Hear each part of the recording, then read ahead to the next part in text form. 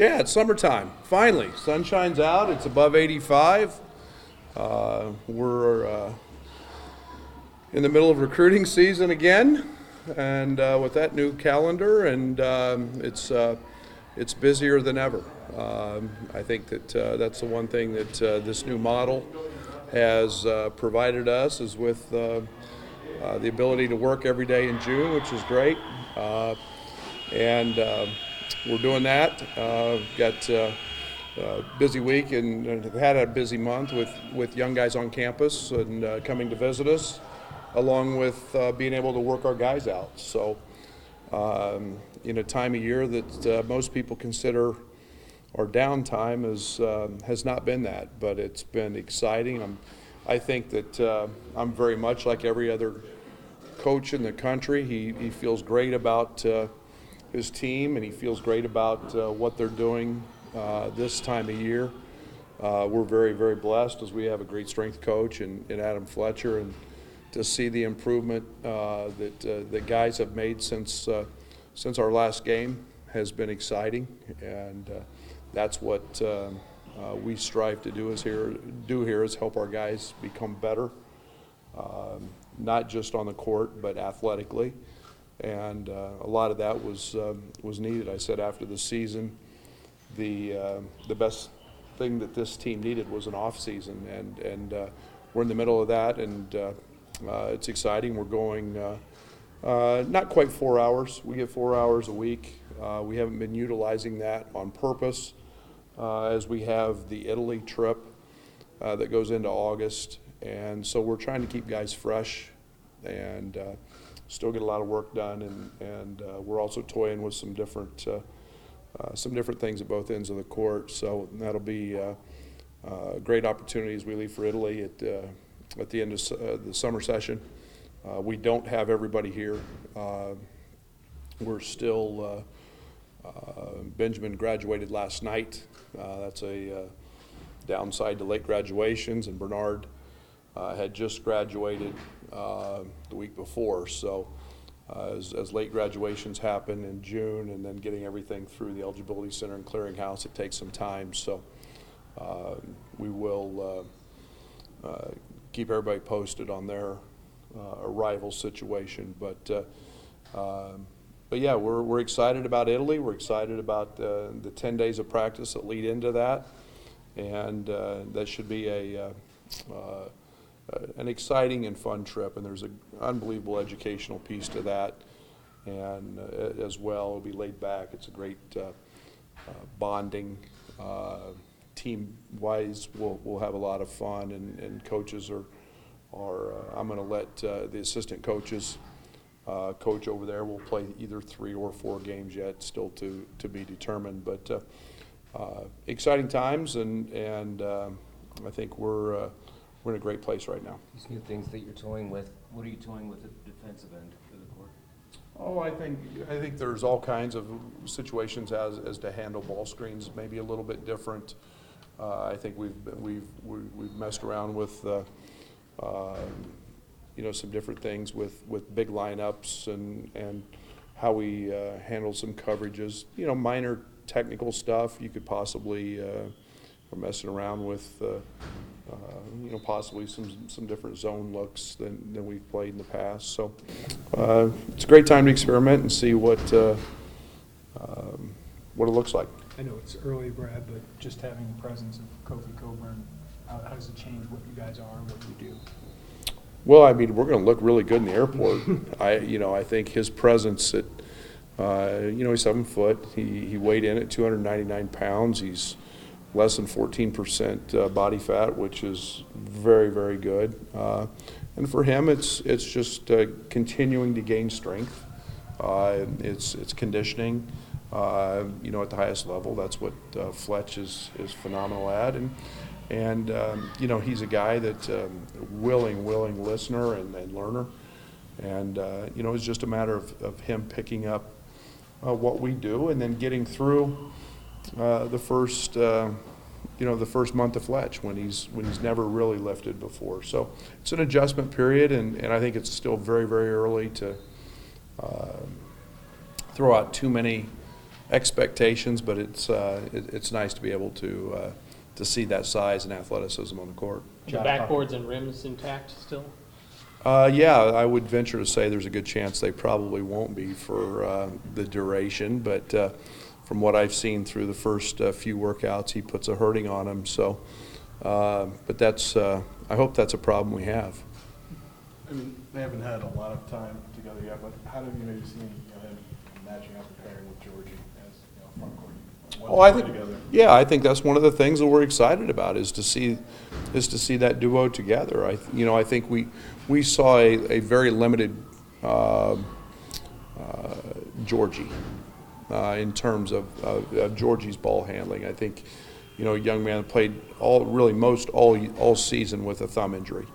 And, the young guys, that young man's in here every morning at 6 a.m. He's getting shots up. He's a proven shooter that shot a really bad percentage last year by his standard. And he's capable of that. He's a very good passer. And, yet there's some defensive adjustments. And we sure the heck don't want to forget about Georgie's true strength, which is in the post-up area. He's a ton to handle there as well. So, it's one of the things we're working at, we're looking at, and that's what'll make Italy pretty meaningful, is being able to throw those two out there together. Benjamin Bossman's Verdonk, what do you call him, first of all? And two, what's the story behind finding him and why you guys liked him so much? Well, I think the one thing we've been, I don't know what we're going to call him right now. I'm going to call him Benjamin until I figure out that I can't pronounce that name if he's messing up. But no, we've been looking for a guy that's that size, 6'7", 6'8". I think that's one of the things in this league that a lot of the teams have had is size on the perimeter who can stretch the floor. He's done that. His versatility. He's a guy that can play in ball screens. He's a guy that can set ball screens and pop.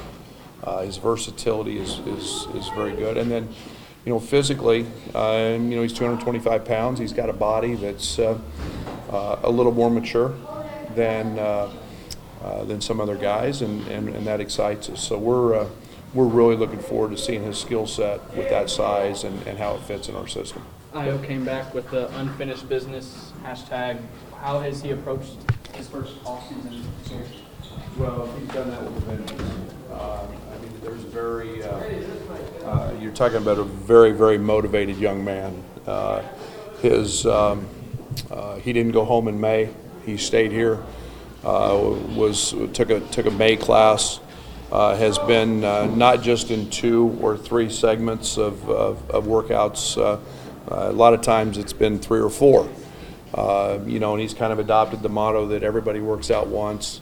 Good players work out twice. Great ones get more than that. And Fletch has helped him in a lot of areas through that time. We see a guy that physically has changed already, and that's exciting. That will do nothing but enhance his game, and with that added strength comes confidence. So he's been nothing but exceptional in this offseason. What have you noticed about Tev and Allen coming back for you two and the improvements they've made? Yeah, a lot of the same thing that Io's gone through, and we've seen guys that have gotten stronger, have gotten much more comfortable, and the cliche I use, the best thing about freshmen is they become sophomores is they gain confidence because it's not new anymore, and there's a familiarity that breeds confidence, and we're seeing that, and we're seeing added strength in both of them, and better athleticism, and just the ability to translate that to the court and their game.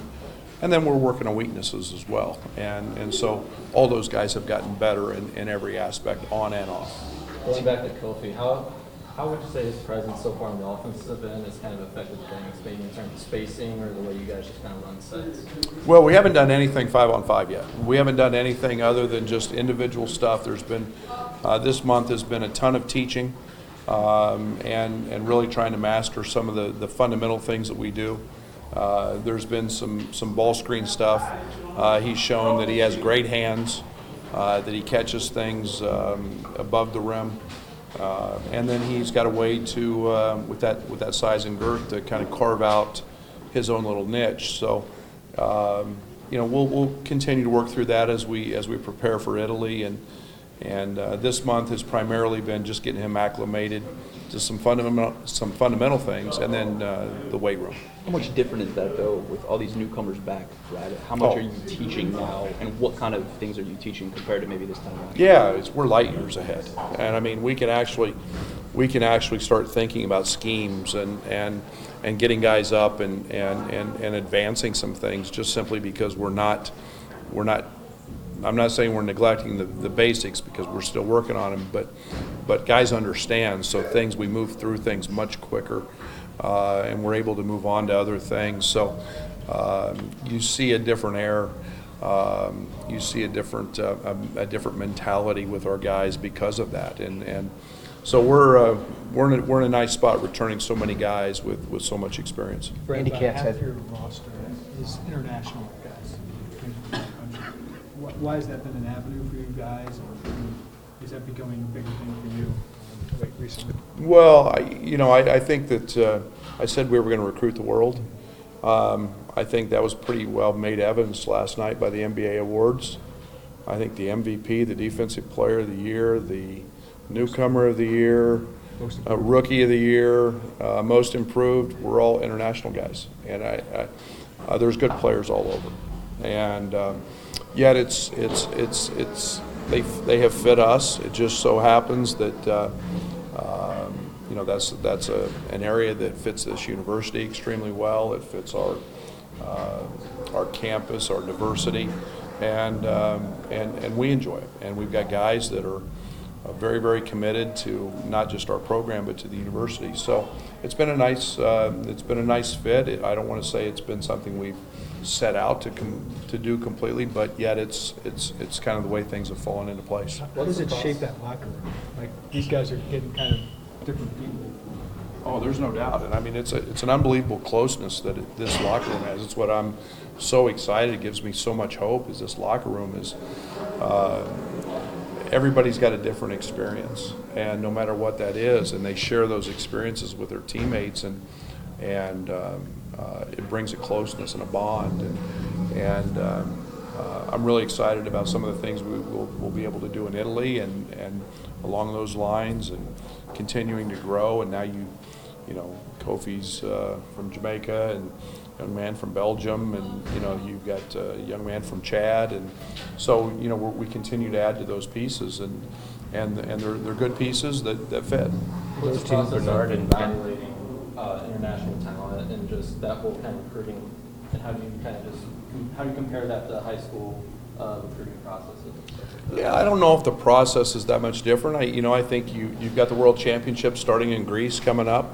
We'll have a staff member there. I think it's about continually building relationships, and that's what it's about.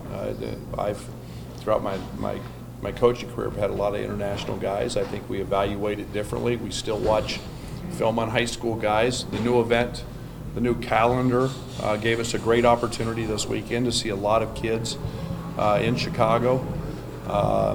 You still evaluate them. We still evaluate them on film. So the process hasn't changed. The world has shrunk in terms of there's so much technology out there that we can get a great read on kids, and now we have so many scouts that cover European basketball or basketball around the world that we get a pretty good feel for it. You mentioned that camp in Chicago. What are the pros and the cons of this new calendar that the NCAA has implemented this year? Because this summer's a lot different in a lot of ways. Yeah, there's no question. It's I love the format. I was really excited to see kids are competing hard. They're competing to win. You see them in their roles with their high school teams, so you get a better idea of how they fit into those roles. It's not a showcase, as so often we see. They were playing to win, and so that's really positive. I like them in that environment. I'll have to wait to see how the whole summer plays out to see if I like it in June. I like being on campus with our players, and I like that aspect of it. It gets to be very challenging sometimes with family. As 5 of the 8 weeks this summer, when you can actually be with family, we're recruiting. And we have a long season. May has completely changed now because of 900 plus transfers. And the recruiting game is spilled over into May and June. And so at the end of the day, I think I'll have to sit back and see how I like it. But it is definitely different. We're going to host, we got rosters today. We're going to host an event here July 23rd through 28th or 22nd through the 28th, I guess. And have young people on our campus, which I think is fantastic. I'm excited about that. And it'll be a camp setting, which will be something that we haven't evaluated guys in. So we'll see at the end of July how it all plays out. I hope the one thing that doesn't happen in this is, this is an opportunity for young people to earn scholarships, and I hope we're not leaving people behind in this process. Is there a point in time when Bernard and Benjamin have to be here to participate in summer workouts? And it sounds like Bernard's coming on a visit at any field if they'll be able to do that. We are basically at the mercy of the process, and so we'll see how that plays out. Do you expect them to go to Italy? Is that still up? That's the plan. Yes. Will they be competing, Benjamin and Bernard? To be determined. I mean, it's all about eligibility center stuff and so on and so forth. Andy Katz has you guys at 20 in his Power 36 right now. Is that something that you hear about at all? And if not, I mean, does that kind of make you a little excited that, people are kind of taking notice of what's going on in Champaign kind of outside of the room? It's good. It's good. We didn't come here to finish 20th though. I've said all along, there was no no shortcuts in this process. It takes time, and you're building a culture that we feel excited about. We play in the best league in the country, and nobody is going to let you pass them. So you have to do it the right way. You look on paper, and we do have a lot of experience back, yet we are also extremely young, and in terms of what our roster looks like. So I'm excited. Illinois should have expectations put on them. We're excited to get to go deal with that, and we're going to have another challenging schedule. And we're excited to be talked about in those conversations. You're in early on a lot of kids in 2021. Do you feel like you're at a point where the recruiting board, your evaluations, where you're not playing catch up in that class? Is that kind of the sense you got? Again, it's timing. It's so much. It takes time. You don't just jump in and build instantaneous relationships, and prospects and their families and their parents need to see what you're about and who you are and style of play and all of those other aspects. And we've get in as many of them as we can to the State Farm Center and see our wonderful fans in that building. And we've got plans for renovation of this, and there's so many positive things that are happening. So along with that is relationships, and you feel like you're in a good spot. You know the young people that you like, and now they can get an opportunity to get a great feel for you as well. As the timetables kind of changed on roster construction, we have some transfers, and now stretches into the summer months. Have you seen an effect on when your next class, maybe you're not getting to jump in fully to that as you're trying to put together your roster for the next season? Yeah, I think you go in, and I think you still look at the possibilities of what you need, and you try to address those needs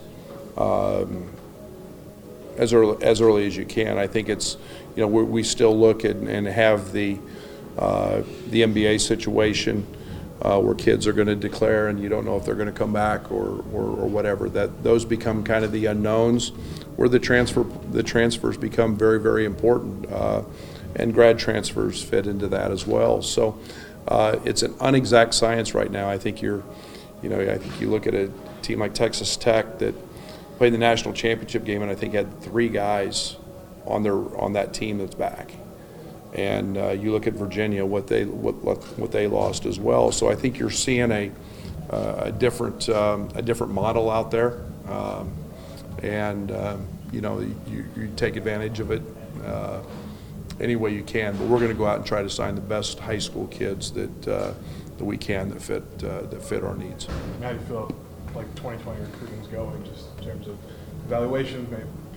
It's hard, and I don't want to. You can't obviously talk about specifics. I feel great. I love the guys we're on, and we got an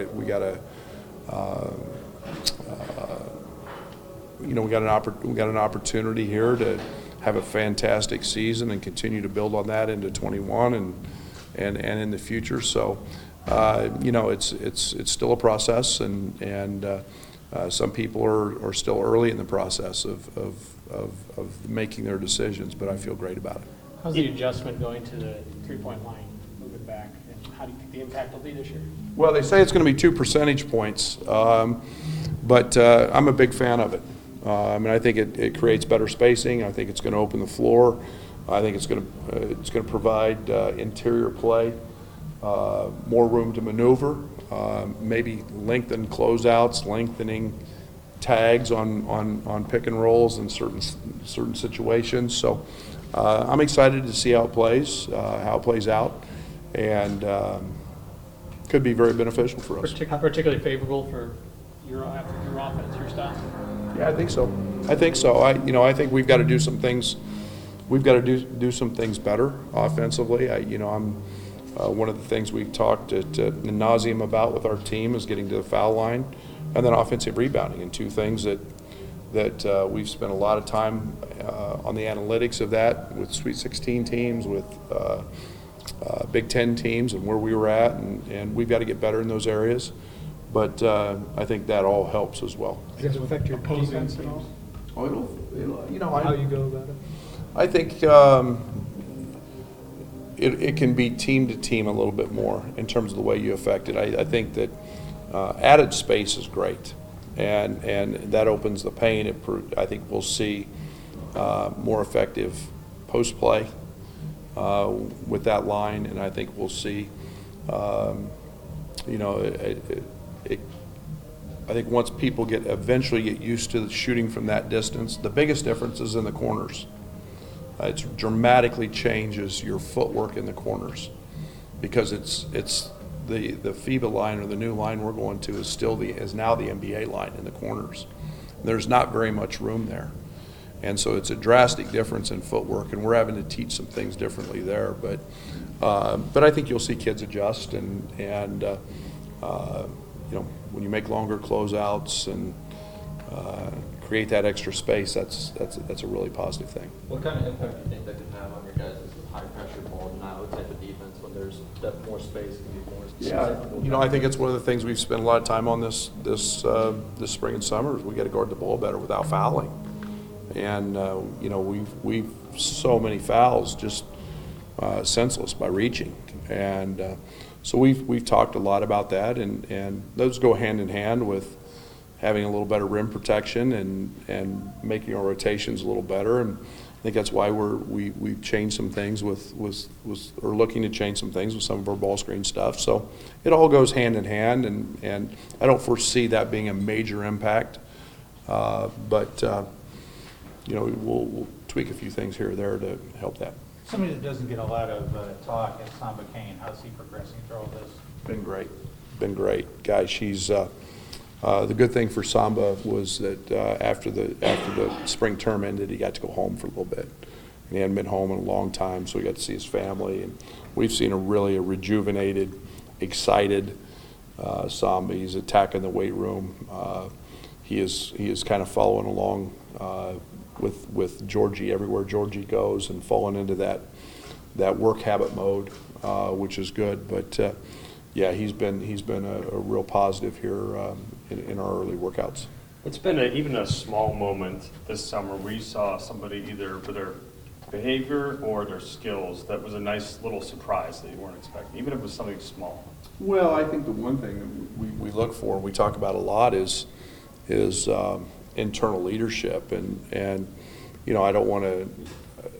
It's been very nice that our guys have handled a situation where a guy showed up tardy and late for something, and when those guys are handling that, and I don't have to, that's growth, and that's one thing that has been positive. And then I think you see guys really falling in line with the culture of work that Io, that Georgie, those two in particular have set.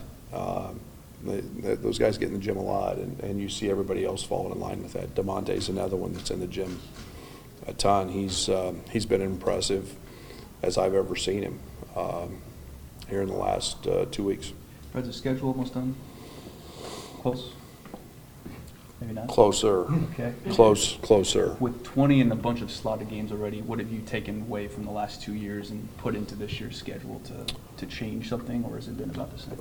Last year's schedule is going to help us this year, and last year's team, there was a maturity that we didn't have to go handle some of those moments and some of those games. That'll benefit us this season.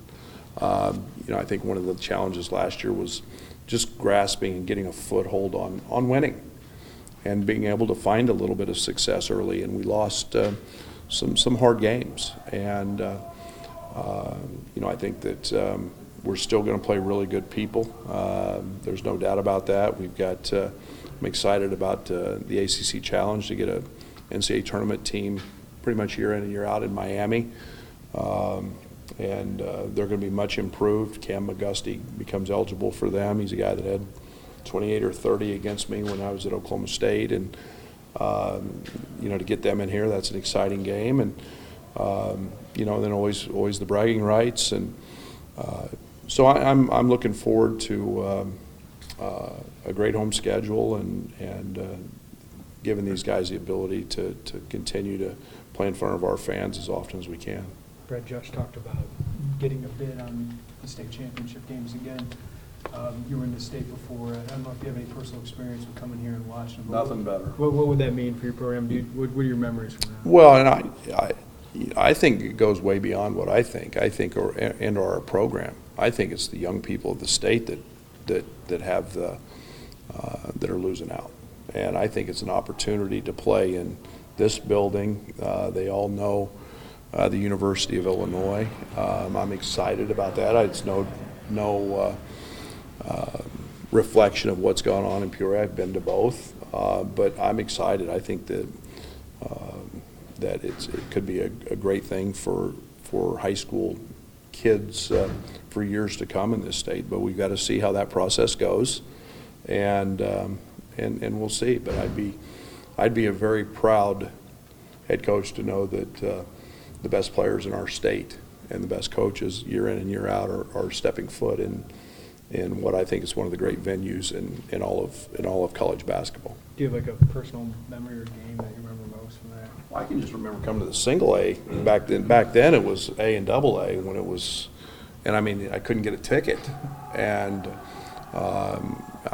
so I don't have one specific memory, but I just remember how challenging it was and how awesome it was to see. Again, as part of the footprint of what made this job so exciting to me with those memories of coming over here and trying to go see a game and struggling to get a ticket when you're a college coach.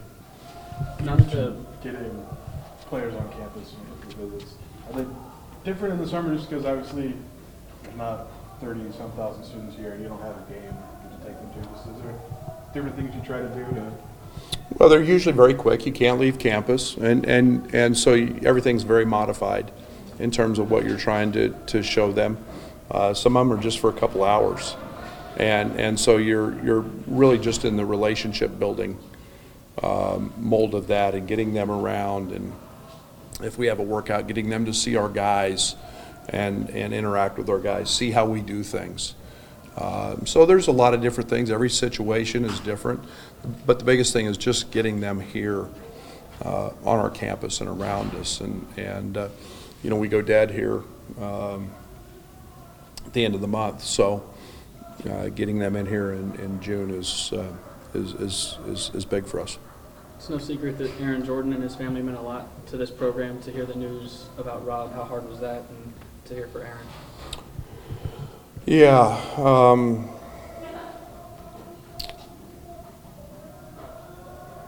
I think anytime you see one of your players go through a loss like that, and Rob never missed a game at home or away.